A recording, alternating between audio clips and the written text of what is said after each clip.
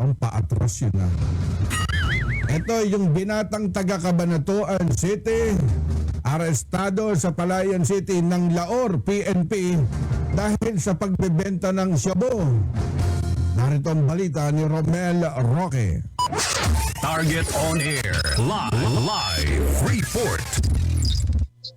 Yes, Rex, arestado ng Laor PNP ang isang lalaki sa pagbebenta ng sinasabing shabu sa Barangay Atate, Palayan City.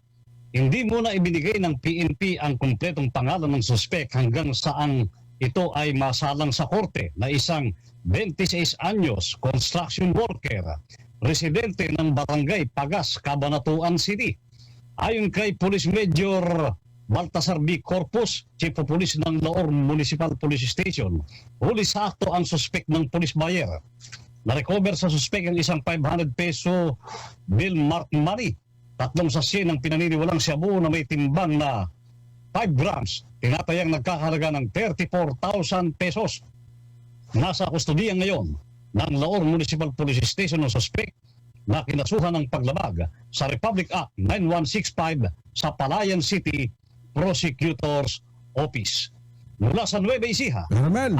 Oh yes, Karex. At mukhang umulan, bumagyo. Walang humpay yata yung pamamahagi ng bigas ni Governor Oye Umali. Yes, walang humpay, Karex, sapagkat talagang itong ating butihing gobernador ng Nueva Ecija, Governor Aurelio Matias Onade, ay hindi busy at sa lalawigan ng Nueva Ecija ay talaga ang kanyang pinagkakabalahan ang mga naaprobang budget ng sangguniang panlalawigan o pamahalang panlalawigan ng Nueva Ecija para sa bigas ay ipamigay doon sa mga umali sa bawat barangay ng Nueva Ecija. At ibig sabihin yung laban ng Vergara, Eming Pascual, tsaka Umali, tuloy na, wala nang atrasan. Wala nang atrasan. Ang Umali naman na Karex, hindi atas at mukhang hindi rin naatas yung dalawa. Magandang labanan talaga to, Karex. At nakaantabay tayo, partner, dyan sa Nueva Ecija. Yes, Karex. At ibabato natin dyan anumang report na maganda sa Nueva Ecija. Ako, si Romel Roque, nag-uulat sa Target on Air ng DCME 1530, ang Radyo TV.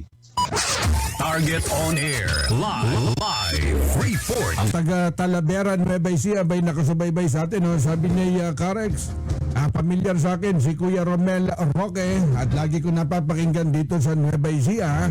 At isa po kami sa nakatanggap po ng libreng bigas kay Governor Oye Umali dito sa Nueva Ecija. Sabihin, napakaswerte nyo dyan sa Nueva Ecija. Pag ako naging gobernador, may libre pa kayong rice cooker. Kayo'y nakikinig sa Target on Air. Target on Air. Wala nang alang bigas. Ay, meron na kayo rice cooker diba?